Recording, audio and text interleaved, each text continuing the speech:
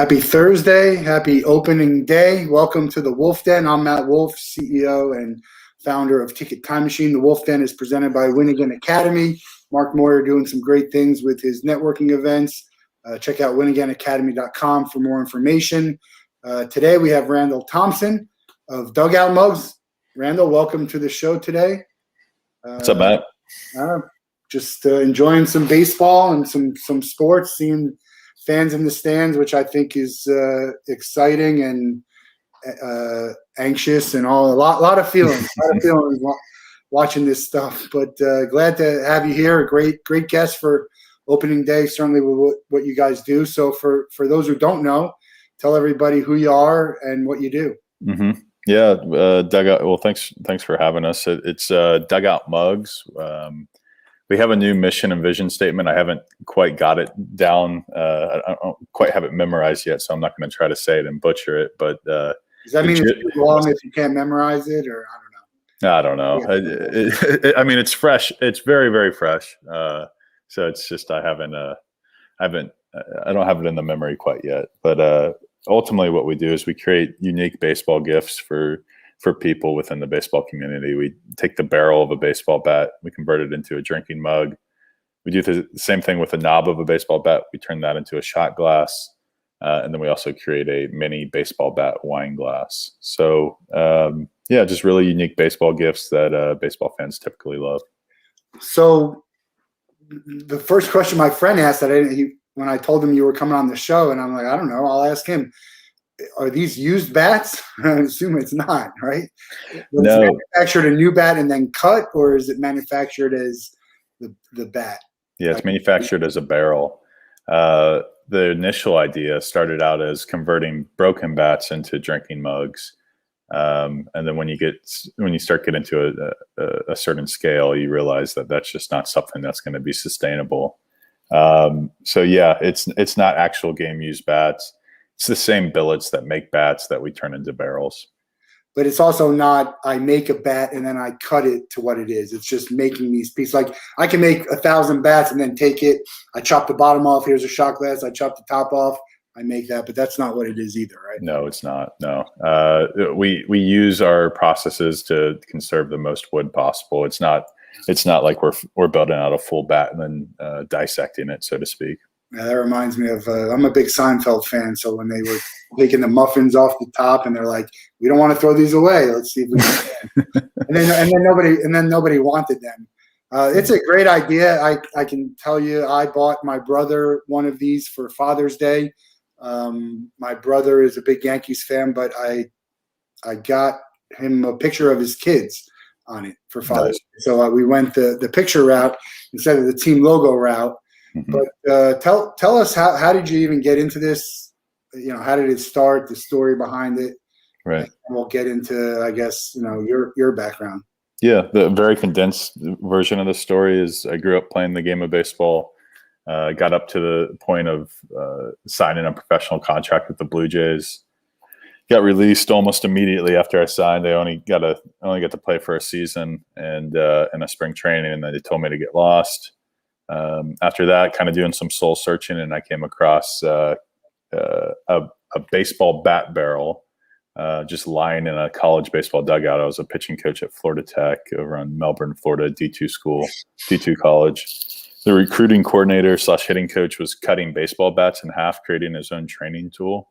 And while he was doing that, he was doing it with a handsaw and wooden bats. There was a bunch of loose bat barrels just lying around in the dugout. And this was in 2014. And I took these loose bat barrels. I examined them. I looked at them and I said, man, I wonder if you could take the natural cupping of the bat and just keep going down with it and turn it into a pretty cool drinking mug. And about 5 years later, no, that was 2014. So how long is that now? 7 years later, here we are, and Dugout Mugs distributed in all the MLB ballparks and has turned into a pretty cool business. Yeah, it's interesting the journey of a business because it takes time. I understand in what I'm doing, and it's not even having to try and find a manufacturer to do that. So what was the process of hey, this is really cool, to I think we really have something. Here's a prototype to, someone's buying these things. Mm-hmm. Yeah, that's one thing that I've realized in the 7-year process. It always takes more time and it always takes more money. And then somebody that I enjoy following, as far as like I guess an influencer style guy, he said that everybody talks about working smart and hard, but no one ever talks about working long. And it is true that whenever you go to set out to do something, it's going to take a long time to kind of gain any sort of traction or just get it off the runway. So in the beginning of things, I knew nothing about nothing. I really didn't. I was a baseball player. I knew the game of baseball. I went to college for business, but that doesn't really translate to anything that I'm doing today. I had to learn. I didn't know what a wood lathe was, and didn't know anything about business, woodworking, manufacturing, and you just kind of, as you know, getting anything off the ground, you just start asking a bunch of questions and asking the right questions to the right people, or even the Google machine, just becoming a really good Googler or YouTuber, just watching YouTube videos, and you just kind of figure it out as you go. And that's kind of been my path, is just asking people that have done things at bigger levels and just trying to piece stuff together to make it a bigger company. And I know your co-founder is Chris. He's a fellow Gator. Yeah. Go ahead.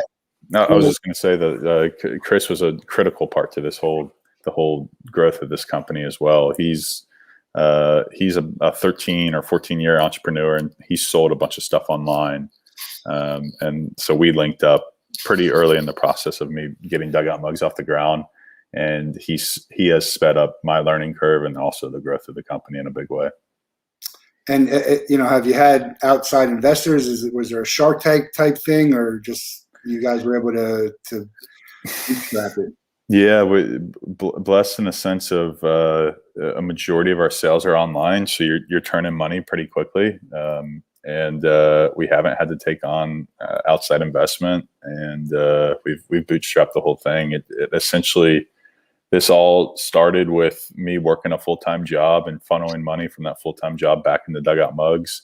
And that's ultimately the money from that is what's funded the growth. And we kind of just keep putting money back in and it just keeps swelling up. No, that's definitely the way to go if you can do it. Right. I know other people are always looking for a shortcut, and it works differently for everyone, right? Mm-hmm. But when you want to have the control of your company and, the majority of the money coming in too, it's okay to be patient, I think, which is what it takes more. Everyone can use money, right? I mean, there's very few people who are starting these businesses couldn't use money, but then it's like, all right, what are you going to do with that money? And what do you have to give up for that money? So it's pretty good. It's something I'm happy that I'm able to do. So it sounds like that's leaves you guys in pretty good shape here. We have a question from Dr. Corey Bean. Any plans to make a snack bowl or other options? You and I talked about this, about different sports, but yeah, just, what's the plans once you've conquered baseball?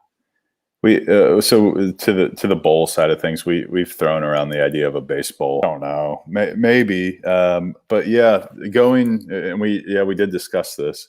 We're trying to go as deep and narrow as possible before we get wide. As of right now, we're sticking within the baseball drinkware space, and trying to just keep things unique. What I love about the way that we create items that people have never seen before is that we're not really competing against anybody. So that's a blessing in itself. But before we get into other sports, I think we're going to just try to give the baseball market as much hell as we can before we go into any other sporting industry. And there's other gift ideas. Like, again, I got my brother a Father's Day gift with a photo is etched in the bat of him and his kids with an engraving. So there are other options other than just getting a baseball logo on there. Is there anything else besides a photo and an engraving and the team logo? I haven't been on the site in a while. Yeah, you could personalize it with like if you wanted to put Matt's mug on there or something like that, you could personalize it with text. Also, if you have any sort of company logo, we can convert it into the file format that we need, and we can engrave it right onto the mugs. We just recently did a whole bunch of mugs for opening day for Fox Sports, and they sent us over just their Fox Sports logo, and we sent it over. Same thing with Budweiser. We did a bunch of mugs for Budweiser, and they sent them out to a bunch of micro influencers along with 3 rally buds, which is they took the label of a Budweiser and they flipped it inside out to replicate a rally hat. But yeah, pretty much anything that you would want to engrave onto our products, we can make it happen. So what leads the way as far as sales? Is it a specific team? Is it an engraving, a holiday, a picture, personal picture? What would you say the breakdown is? In the very beginning of all this, personalized mugs was like it was really the only option that we had, is being able to put Matt's mug on there. And then we got a license with Major League Baseball Players Association, and we did some designs, just including the players' likeness and signatures.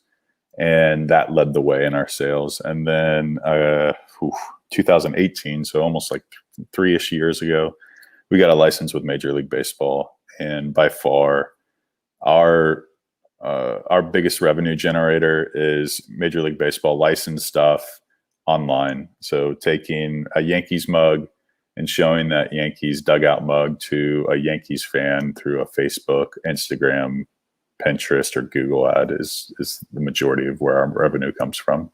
Yeah, it makes sense. Is the Yankees the number one team? Yeah, Yankees, Cubs, the usual suspects. And then kind of the sleeper organization is the Cardinals. They have a really great organization and great baseball history, great baseball city. Yeah, they're always going to be towards the top. Not as big a market, I guess, but still a fairly decent sized market. How about the breakdown between a full mug and a shot? Is it more mugs than shots, or? About 80% of our revenue is the dugout mug. And then the other 20% is made up by like 3 or 4 other products. But the thoroughbred, so to speak, is the dugout mug. And my brother had. I actually didn't get to drink out of it. What's the feedback that you get? Obviously, I think it's a cool looking thing, but functionally, what's the feedback you guys get on the mugs? Yeah, we asked. We've got a few 100,000 people that we talk to on a regular basis on an email list. Majority have bought, but there's some that people have just opted in. And we asked the people that have bought just a series of questions to kind of just get a better understanding of where they're using it, how they're using it, why they bought it, who they are. And about 30% of people don't even use it. They use it as a shelf piece or a desk piece. So they in the functionality of it, people, it's not like an everyday use where like you just kind of have it on your nightstand. But like if there's a big game, like opening day would be a perfect day to drink from a dugout mug. I definitely take it out on playoff games and World Series games, or if I have just some people over and we're kind of all just hanging out around a fire or something like that, I drink out of it. And that seems to be the consensus. What's that? What mugs do you have? You have a personalized picture, team? Oh, I've got all sorts of mugs. My number one drinker is this mug that we do. We do a collaboration with David Mickey Evans, who's the guy that wrote and directed and narrated The Sandlot. Oh, yeah. And if you've ever seen the photo of all the kids from the cast, they're all kind of standing together with the backdrop of like the backstop. Yeah. David Mickey Evans actually took that photo on the last day of filming of the movie. So we engraved that on a 360 around a dugout mug. Oh, wow. And we worked with him and created a pretty cool collaborative video, and we sell those. But that's the one I drink out of whenever I'm drinking from a dugout mug. I have my Sandlot bobbleheads from when I was at the Marlins game. I think it's Squints and Smalls. Mm-hmm. I don't remember. What a classic movie. Yeah, such a great movie. It's funny because there's so many. We'll talk about baseball movies a little bit later, but what do you drink out of your mug? What's your drink of choice? So I used to go. Well, for the longest time, I kind of fought the craft beer industry, and I was like, I'm a Miller Lite guy until I die. And then I moved over to St. Pete, Florida, which Cigar City. Yeah. There's so many awesome craft beer options there, and I just started falling in love with craft beer. And then I kind of crossed the 30 mark, and whenever I start drinking craft beers now, it feels like my stomach just churns all night. So I'm back on the Miller Lite train. I'm going to be 45 in May, and I'm still drinking craft beer. I don't know. Man, good for you. For whatever reason, it tears me up in a whole bunch of different ways that we probably don't need to get into the details of. But Miller Lite is what I'm either Miller Lite or Maker's Mark just with some ice. I keep it simple, but that's I like the sours. I'm a Belgian guy, I'd stopped drinking craft beer for a while and was just vodka. Have you heard a difference in taste between if I'm drinking beer out of this thing or if I'm drinking liquor or if I'm drinking soda or punch or anything like that? No, there's with the exception of like you're drinking from a wood vessel, there's no change in taste. It's all pretty much the same. There's nothing that really changes based on what you're drinking out of it. Some people drink coffee out of it. It can hold hot or cold liquids, which I wouldn't do it, but doesn't mean that however people want to consume out of the mug, I'm all for it. You espresso shots out of the shot. It might be too much. I'm not sure. Yeah, I would say to that it's a product that it could be anything, and then to go back to what you said about people who don't even use it. I am a big collectible guy. I'm a memorabilia guy. I mean, I'm a target for this. And I would say that about 75% of all the stuff I have in that realm isn't even used, whether it's I have, shot glasses and pint glasses of actual glass that I collect that I don't use, and I kind of display them. And I buy specialty Coke cans, and just all my stuff is just collecting. I don't, I use a select few for when I'm drinking, but those don't go on like a shelf. They're all in boxes now. I got to get them out on shelves in my new office and my man cave, which is not built yet, but soon. So looking forward to it. One thing that just popped in my head is, wouldn't it be interesting if you had a metal type of dugout mug that has that? Have you thought about that metal mug that has hot and cold, because it's, it is a bat also. And then the second part of that is like, what would have happened? What do you think you would be today if they had gone to metal bats 10 years ago when they, started talking about making that transition to metal bats, if they ever did change?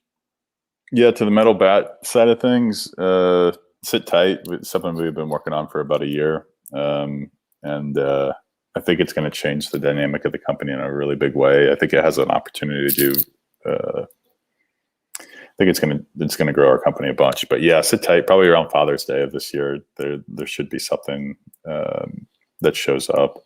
And then the transition from metal bats to wood bats. You're saying would it be a different story if like they were doing metal bats? And that's what you were coaching on. I wonder if you would have had the same. Oh yeah. Well, it was where I was in where I was coaching in college, they do use metal bats, but I guess he was just training. He was just cutting these bats to create this training tool. But the thing is that there's a substantial amount of money that goes into creating these quote unquote metal bats, and there's a much harder. There's a much more expensive startup cost than there is with the wood items. So if I rewind the clock and it was a metal barrel that I was examining, there's a chance that I might have never even pursued it because of how much money it would have cost to get it up off the ground. What do you think? I always had mixed feelings about whether or not college should be playing with the wooden bat if their aspirations are to become pro players. It seems like a weird thing, doesn't it, to not be doing the same thing you're going to be doing? It does seem odd. I think it would be good for the game of baseball to move to all wood, with the exception of like Little League. You don't want Little League or swinging wood, and then probably high school as well. But once you get into the college ranks, I think it would be good for baseball in some aspects to go to wood. If people really, if quote unquote chicks dig the long ball, it probably wouldn't be great for baseball because that's ultimately what puts butts in seats is hard fastballs and long home runs. It might not be good for college baseball in that aspect. Yeah, there's a lot of. I remember some of the College World Series games were like 8-7 and 9. 9-8 and like 6 home runs in a game. I actually went to the College World Series. Have you ever been to Omaha? No, I'd love to be though. It's a bucket list for sure. Whether your team is there or not, it's an experience. I was lucky to see my team in there. Although they lost the first game, they won the second game. But yeah, I loved every minute. I'd love to go back. Omaha was great. I had a great time out there. And we'll see. Who's your team? Well, the Gators. Okay. Yeah. So I'd love to get to the softball College World Series. I think that's in Oklahoma City. A lot of bucket lists. We're a little bit early on this, but what are your bucket list items in sports and baseball? And what are some of the memories you have growing up in baseball and that brought you to want to play? I would love to get Dugout Mugs to a level in which my involvement is a little less and the pay is a little more. And I'd love to completely fund a trip that visits all 30 of the ballparks with my dad. So that's a bucket list item for me. And I guess if you have to kind of dissect why you do things or how people say that you got to have a why, I guess that would be kind of one of the many whys that I have is that I think that would be a really cool thing to be able to do with my dad. Definitely want to go to the College World Series. I would love to go to the Little League World Series. I grew up just like idolizing these kids as a kid, I was idolizing these kids. Like, man, they get to play and it just looks so fun. And like thinking about Harold Reynolds back in those days and just like, I would love to just go get hype at a Little League World Series game, over in Williamsport. I'd love to go to the Baseball Hall of Fame. I've never done that. Oh no. Those are, I guess, the top 3 that come to my mind. Those would be bucket list items for me from a baseball side of things. There's a great brewery called Ommegang, which is right outside, right near the Hall of Fame. And they actually have very good food, I'm told, and some entertainment there. So you have to make it there. Maybe do a craft beer one time while you're up. I don't know, man. While you're up there, but no, it's been so long since I've been to Cooperstown. I was a kid in camp. I don't even know if it was sleepaway camp. It might have been, but I was really young when I went and didn't have it. How did you get into baseball, and at what point did you think? I mean, everyone kind of plays baseball, but at what point did you think I'm pretty good at this, and this might be something? So almost immediately, when I was about 4 years old, my dad and my mom, they bought a new home, and this new home was just right around the corner from the baseball field that I ended up growing up and playing at a Little League level. And kind of an unexplainable love for me. My dad wasn't a sports guy. He's short and a little plump. But he kind of put me on a baseball field, and I just kept wanting to do it. And I just kept wanting to go. And I love the game unexplainably. And grew up going to that Little League field and grew up playing high school ball and college ball. And then I don't know. I can't explain my love for the game of baseball, but there's just something about it that I love. Yeah. Where did you grow up? Orlando. I went to Winter Park High School, but just the general Orlando area, Florida. And where did you go to college? Florida Tech, that D2 school over in Melbourne. Yeah. And you got drafted after college? I was a senior sign my final year of college. So all 50 rounds go. I always say I was a 51st rounder. This was when there were 50 rounds, and they went to 40 rounds, and I think this past year they went to 5. And I would be surprised if they ever get up over 10 again. Maybe they have plans to do that. I don't know, but I was a 51st rounder. So everybody makes their selections in the draft, and then kind of a week or two passes, and they see who they signed, and then they see a bunch of holes and rosters all around for short season teams, and they go out and they say, okay, let's sign this senior to kind of fill those roster spots. And then that's ultimately what I was. Did you have a choice of teams, or it was just them? No. Well, so the Blue Jays were the first ones to call me. I feel like my life would have taken a whole nother trajectory if I would have just waited like another 30 minutes. That was the next question. Yeah. Like, could it have been different? It's always, you look at the draft is interesting. You're almost, once you're if you're not in the first couple rounds, you might as well be in the 51st round because you get to choose. Money is not going to make any difference. So I think there's a lot of people who probably everyone would love to say I got drafted, but at the end of the day, you're looking to get to be successful and have longevity. That's going to be much bigger for you than saying you got drafted. So I think a lot of people might feel that way. Look, sometimes people just got drafted into the wrong situation. Yep. Yeah, I feel like I got signed into an organization that I had no chance. Well, I had no chance to begin with, like what you just alluded to. The top two rounds, whenever somebody puts millions of dollars into you're an investment. You just get more opportunities to where somebody like me that signs for $0, they could care less. And also the Blue Jay system at that time was so backlogged with just so much pitching talent. I never had a chance.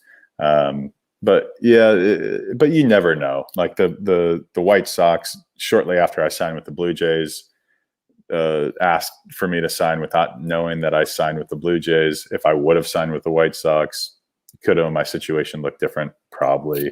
Would it have been better? Would I want to know what it's like? No, I love my life. So it's all worked out. Yeah, it's always interesting timing and, it really is. People and place. It's because I was supposed to go to University of Arizona. My sister had gone there, and my parents wouldn't let me go away to college because I was a few reasons, but I wasn't a great student for one, but I was a little bit of a troublemaker.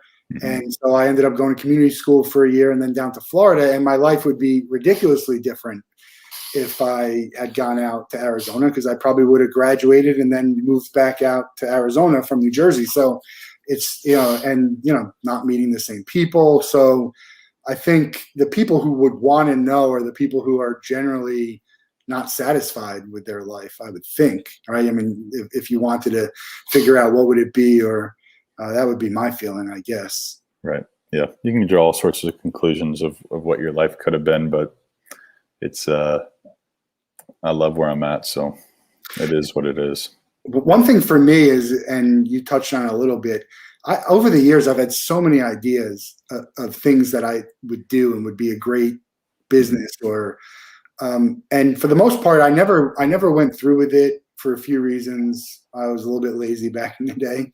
Mm-hmm. And, once I hit that first roadblock, I was like, I gave up, being I can't do this. This is going to be too hard. Did you ever have any other ideas or things that you thought you might want to work on and that you just didn't go through with, or you kind of started and realized maybe this isn't as good as I thought it was? So yeah, I have tons of ideas, and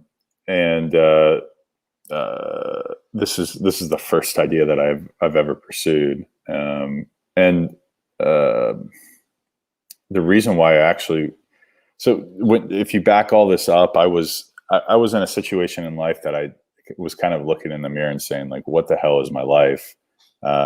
I was living in my sister's backyard in a detached garage that she turned into a studio apartment, and it was like 300 square feet. I didn't have a job. I couldn't pay her $400 a month that I was renting it.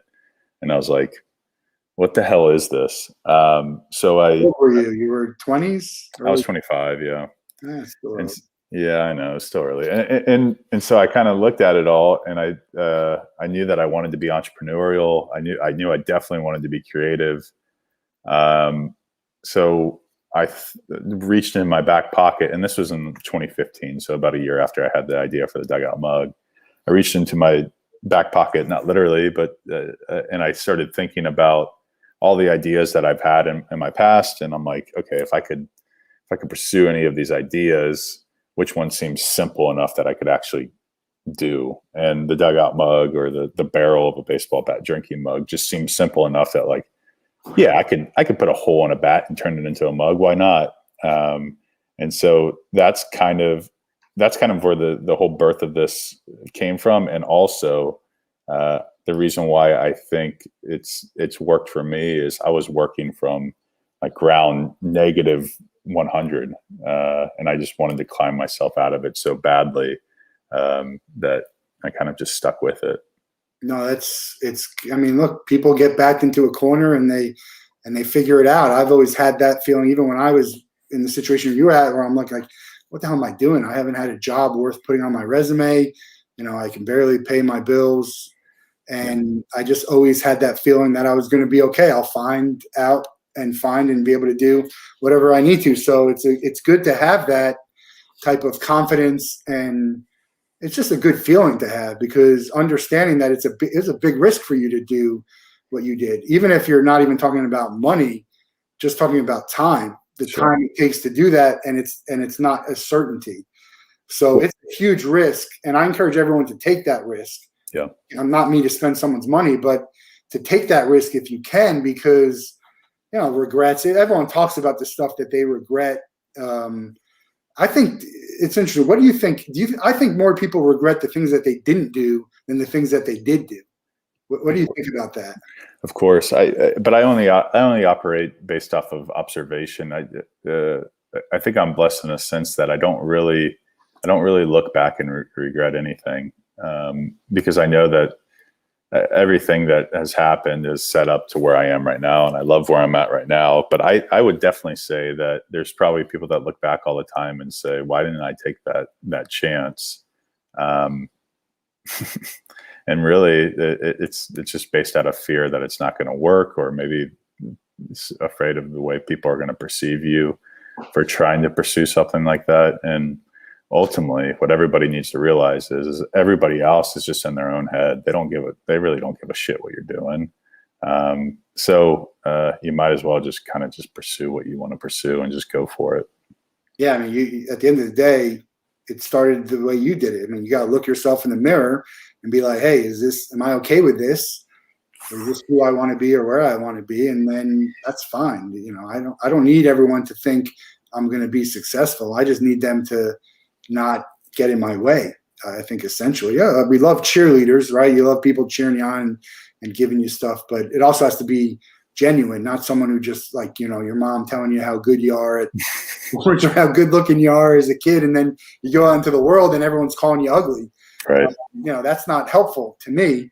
But yeah, it's just interesting that it's funny, the things I like, not a huge regret, but I'm thinking about buying a ticket to an event, a concert or a game or a flight, and then I don't do it, and then I I want to do it, and I go back and it's 50% more expensive. Like that. Right. That's the stuff, and it happens every time, and I don't hit that button when I know I'm gonna hit the button eventually, and it's gonna cost me more money, but I do it anyway that way.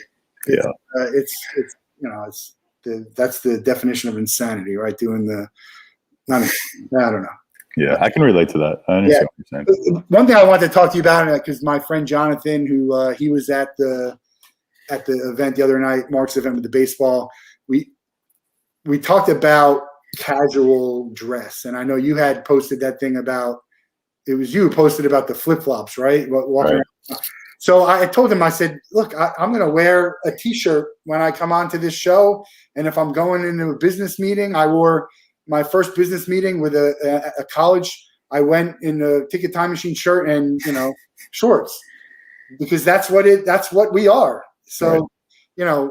Tell me your thought process on the sandals and why you did it. And I mean, we're all the same. I think, look, be who you are. Don't try and be someone you're not. It doesn't make sense. You're not going to be comfortable, and it's not genuine. Mm-hmm. Yeah. So the gist of it is that I when I set out to start Dugout Mugs, there was two things that I wanted to accomplish, or there was one thing I wanted to accomplish while doing two things. I didn't put the other one in there, but I wanted to do $1 million in sales in flip flops, and then I also wanted to do $1 million in sales without a business card. And I did both of them, because I think that at least like as I kind of look back, we kind of put emphasis on the wrong things whenever we're trying to start business or grow business. We kind of put emphasis on like, well, I got to get, and I was guilty of it. Well, I got to get this logo looking perfect. I got to make sure I have this business card, or I got to be dapper enough to have this, to where really those are the things that kind of just distract from what really matters. So I've heard that like some high performers, like somebody like a Steve Jobs, he used to just wear the same shirt, the same pants every day, because it just saves him time and he doesn't have to think about it. Time we waste trying to think about what we have to wear. That's another reason why. I got 3 different ticket time machine shirts. I got a gray one, a blue one, and a collared one. Just toss it on. Yeah, I don't know. Like Jetson, where he's like, I have like 15 of them. I talked to Jesse Cole. Jesse Cole with the Savannah Bananas? Yeah. He might be a good person for you to get in touch with. He thinks like he would be someone who would love to sell something like this.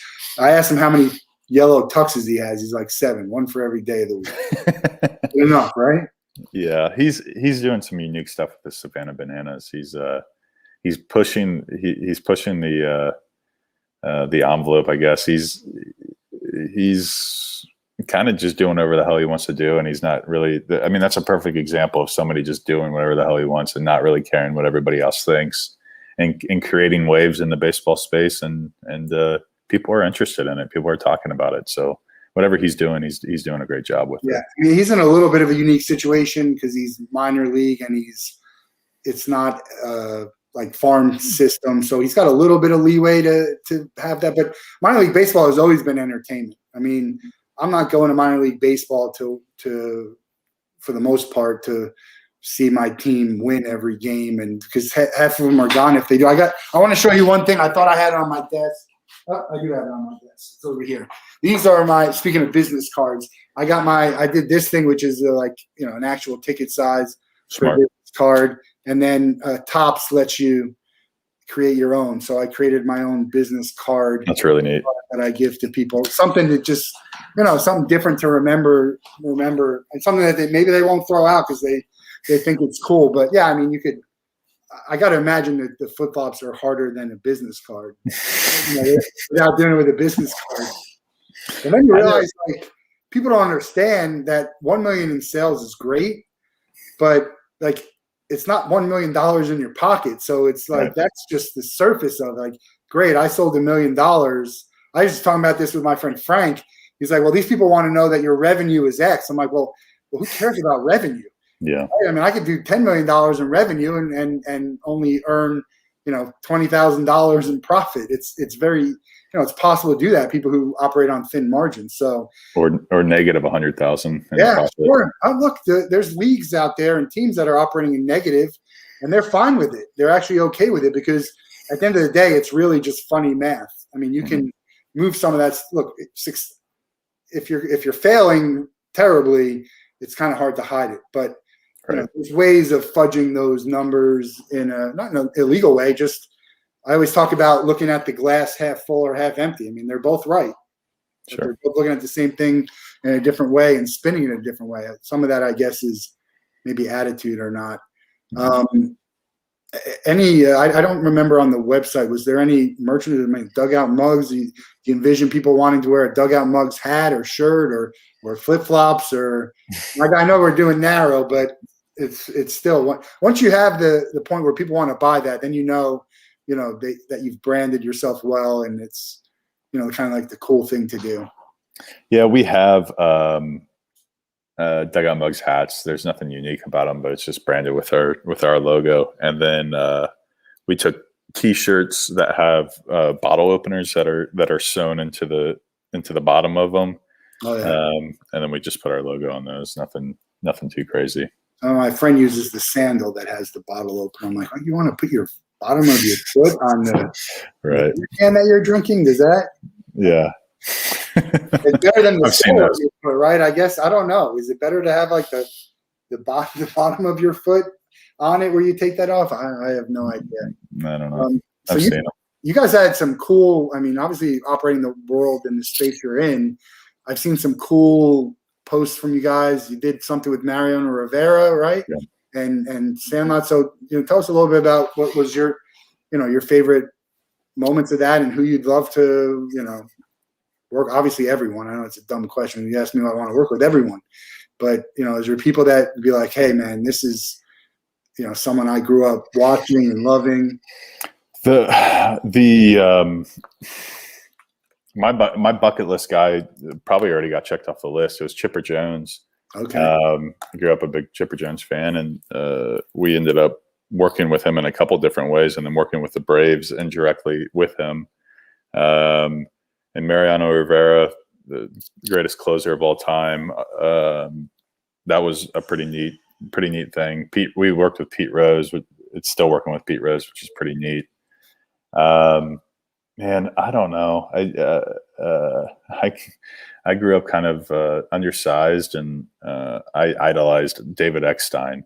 The thing is like, if we teamed up with David Eckstein, I'm not quite sure that there's enough of a market of people that love David Eckstein. Like, I love David Eckstein, so I don't think very many people are going to buy David Eckstein. Where did he go? He's on the Angels. Did he go anywhere else?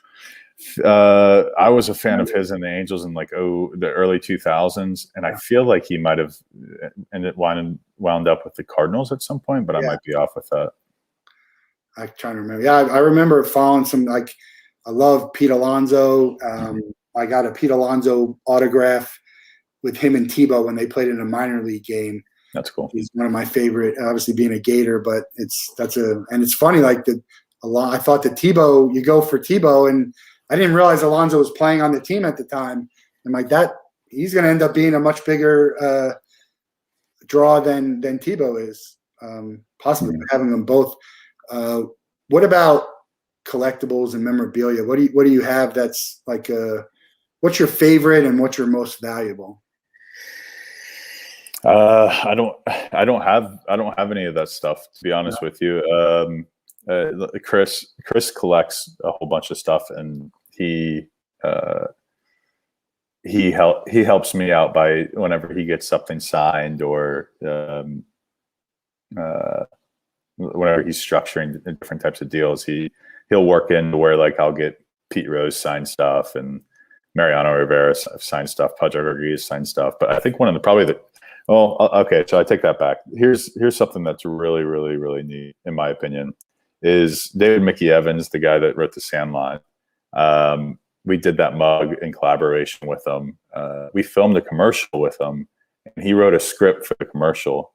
And I printed out the script, and I had him sign it. So it's a script written by the guy that wrote The Sandlot about my company, or our company, Dugout Mugs. And then he signed that script. I think that's the type of stuff I love. I have a lot of memorabilia, and it's all stuff I've gotten, or I bought some stuff, but I don't buy like a signature or like a used bat, which is big business. I was on a collectibles call yesterday, and Ken, I forgot his last name, he's big in the auction world. He just casually shows us his Honus Wagner card and used hat and hat from Babe Ruth and Mickey Mantle, and I'm like, it's ridiculous. The guy, these are $1 million of stuff just sitting next to him, and he's showing them. I'm like, and you can have it. If you have money, you can have everything you want. But the stuff that you have, that's a priceless thing. I have stuff that to me is priceless.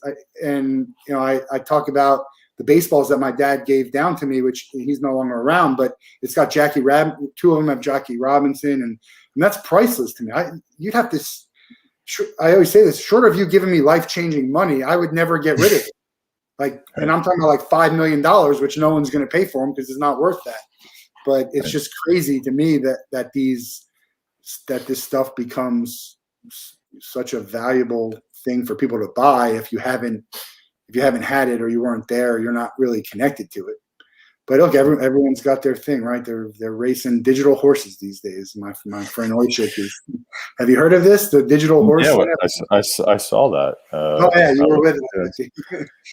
And everyone I talk to is in this somehow. It's and you and I were here saying, look, the physical thing is where it's at, because that's what people will resonate. That's what brings back the memories. That's what connects you to the game. You pick up that mug, and it's going to bring back some memory, whether it's your team on there or it's the picture of it. Maybe it's your dad, or you're a dad and your kids are older, and you look back to the day when you were out in the backyard throwing the baseball with them, and now they don't even want to talk to you because you're a nerd to them, right? I mean, right.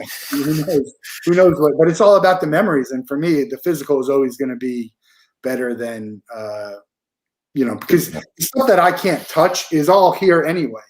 I don't need to go and look at it on my phone, which I do. You probably have the same thing. I have like 4,700 videos or pictures, but it's so hard to go back to them. And how often do I ever look back at them? Once in a while, not as much. So I think that's I think it's great to have something physical like you guys do. Who's your Mount Rushmore for baseball? I always ask the Mount Rushmore, but do you have a Mount Rushmore? It could be the 4 best, or it could be your 4 favorite. Current or past, or all the 4 that you can come up with, whether it's who you think is the best out there, or who are your favorites. I've probably got probably the weirdest Mount Rushmore, because David Eckstein is going to be like the forefather of that. So yeah, I got the X Factor, got Chipper Jones on there.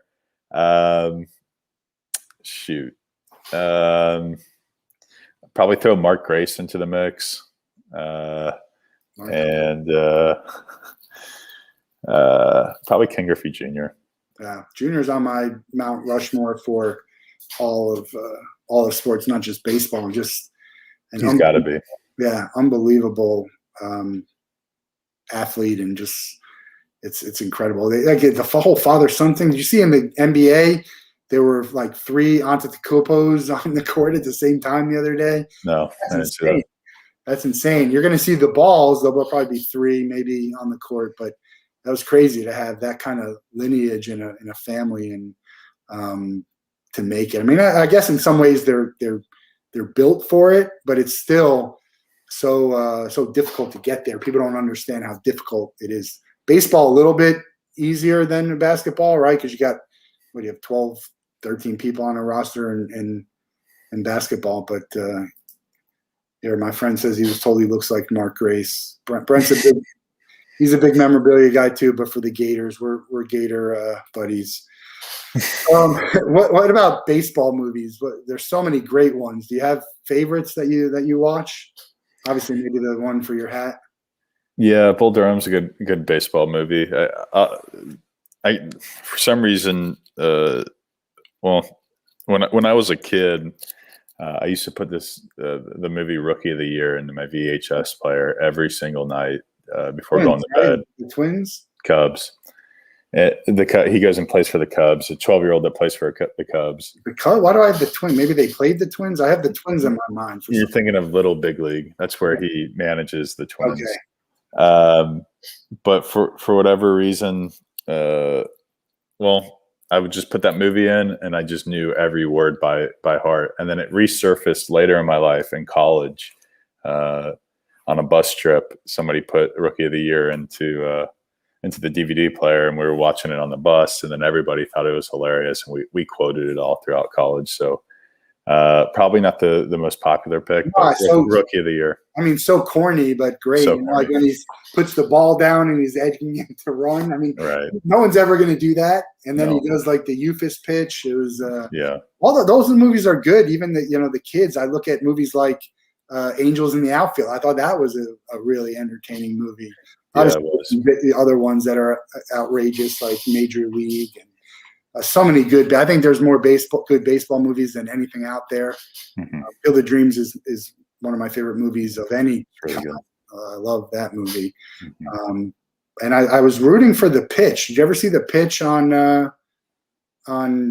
think it was ABC? It was with Zach Morris from Mark Paul Gosselaar.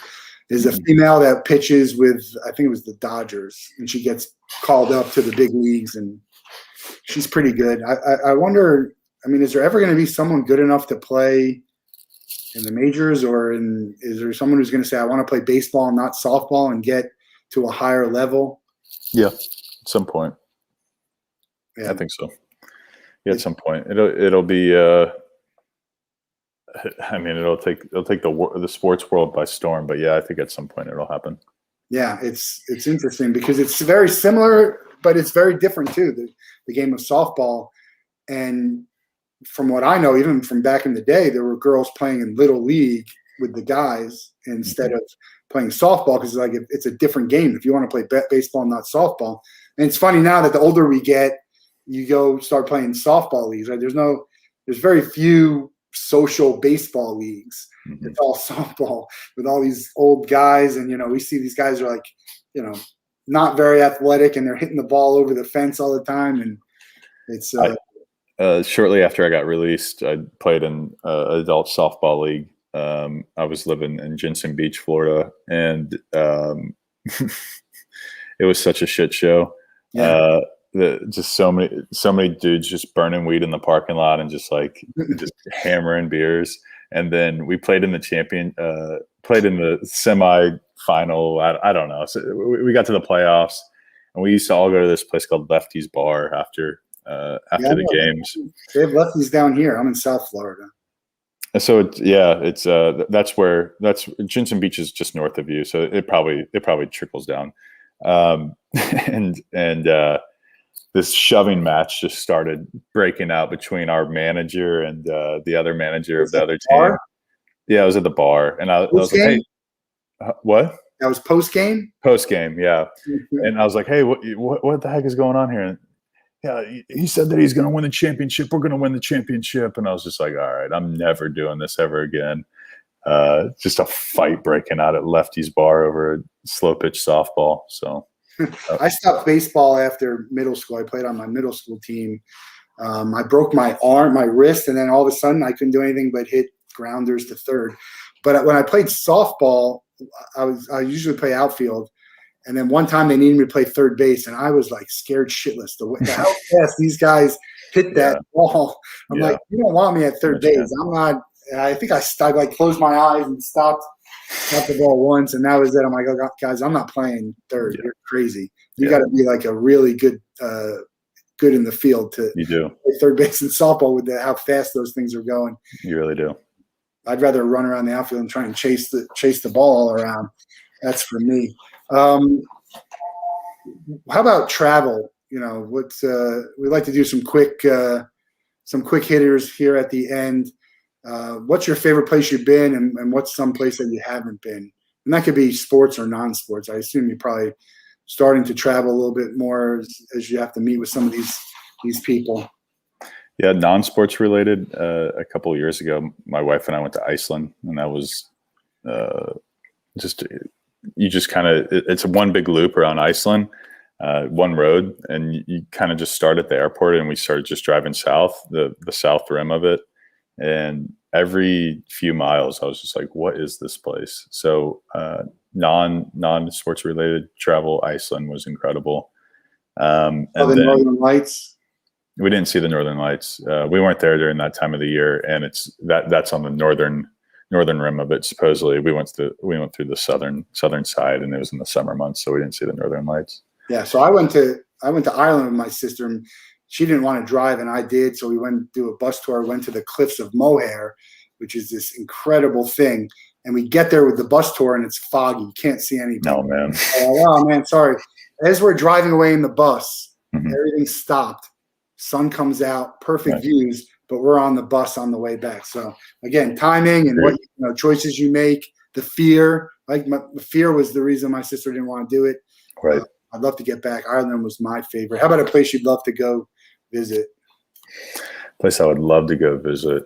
I'm going to the Grand Canyon in about 20 days or so.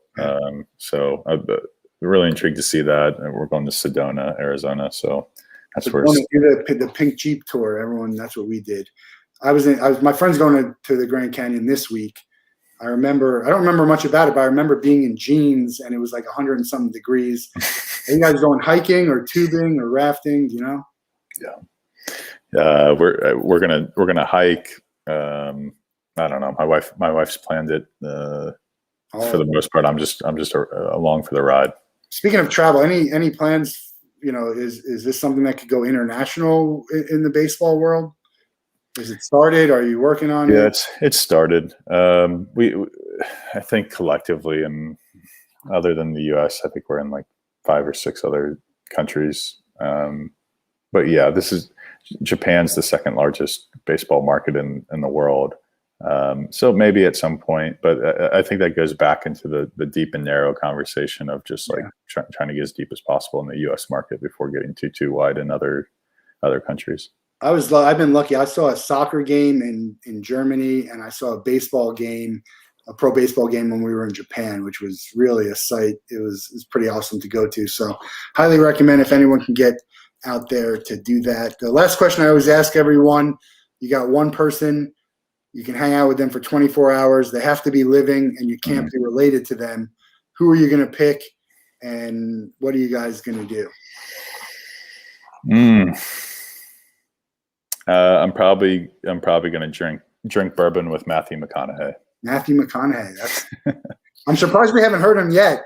He's just, obviously he's an actor, right? So you have to always take everything these actors do with a grain of salt because you don't understand. I mean, he's a great actor, so it wouldn't surprise me who he is. I'd love to find out who he really is, and is he the guy that we think he is? I think he probably is. Real smart. He's got some real great speeches at colleges. If you Google him, some real inspiring stuff. And some of his movies are just. I watched that scene in Wolf of Wall Street. Is it Wolf of Wall Street? What's the one where he's at the do and he's humming? Yeah. I can watch that scene 100 times. It's great. So drinking bourbon. He's on the list. I'm going to make it happen for someone. It sounds like you're doing pretty good. You might make it happen for yourself before I do, but you're on the list. We're going to try and make it happen. Tell everybody where they can find your stuff or what they can do to support Dugout Mugs. Yeah, you can find us on LinkedIn, Instagram, Facebook, Twitter, all the usual suspects. Dugout Mugs at Dugout Mugs, and then we're also online at dugoutmugs.com. You can support us by just telling a friend if you think it's cool, but you don't want to buy one, or you do buy one. Just make sure that you tell a friend, and hopefully enough people do that. More and more people will know about drinking from baseball bats. Yeah, I told my friend who's a huge Yankee fan to get the shots. He's always doing shots. So after I bought the Father's Day one, but a great gift idea. We got Mother's Day and Father's Day, right? Plenty of women love sports and might want something like that. Mother's Day, Father's Day, birthdays. Find your favorite team. All of the major league teams on here, and or personalize it with something personal. I did a picture of my brother's kids for him and sent him that. Just a great memorabilia, great idea. Thanks for your time today. Hopefully this baseball season will be a successful one for Major League Baseball and for Dugout Mugs. Really appreciate you coming on today. Stay tuned tomorrow. We got Steve Schiffman, baseball ticketing, another great guest for opening day week. And thanks for tuning in. Check out dugoutmugs.com, and we'll see you guys soon. Thanks a lot, Randall. Pleasure's mine. See you, man.